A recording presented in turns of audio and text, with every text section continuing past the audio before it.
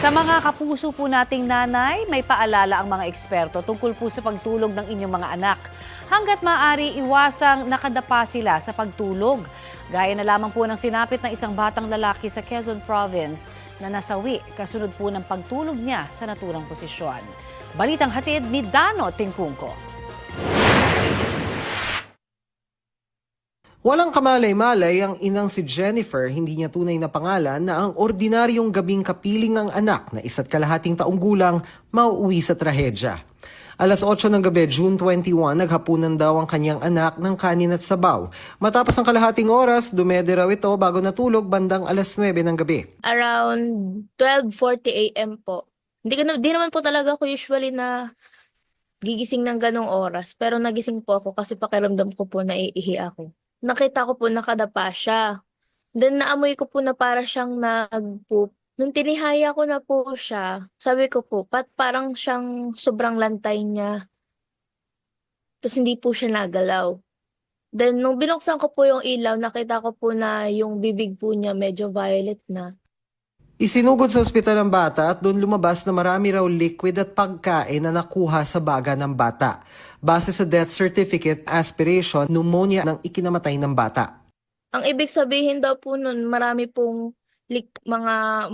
yung mga contents po na galing sa tiyan napunta daw po sa baga. Na ang dahilan daw po nun, dahil nga daw po na-suffocate siya, nakadapa siya, ang instance daw po ng tao pag hindi makahinga, masusuka. Sa case po ng anak ko, nakadapa po siya, hindi po niya nailabas yung suka, kaya po doon po siya dumiretso sa baga niya. And then, nalunod daw po siya sa sarili niyang suka. Nakadapa po siya, naka-close po ang bibig. Huwag niyo po hahayaan na kahit po sana yung anak niyo na nakadapa, huwag niyo po hahayaan na matutulog sila ng ganon kasi baka po matulad siya sa anak ko na sanay naman po dumapa pero ganon po yung nangyari.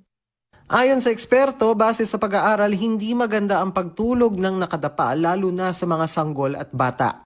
Some researchers show that sleeping on the stomach can block the airway because it increases what we call rebreathing. That means they breathe on their own exhaled air. Bumababa yung oxygen mo sa katawan mo. And the level of carbon dioxide rises. So that's really not good. If you have a baby who is in the chest position, hindi nila kayang bumaliktad, no, to stay on the back position already.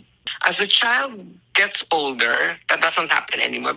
Kaya raw sa American Academy of Pediatrics, ikinakampanya ang back to sleep o pagsiguro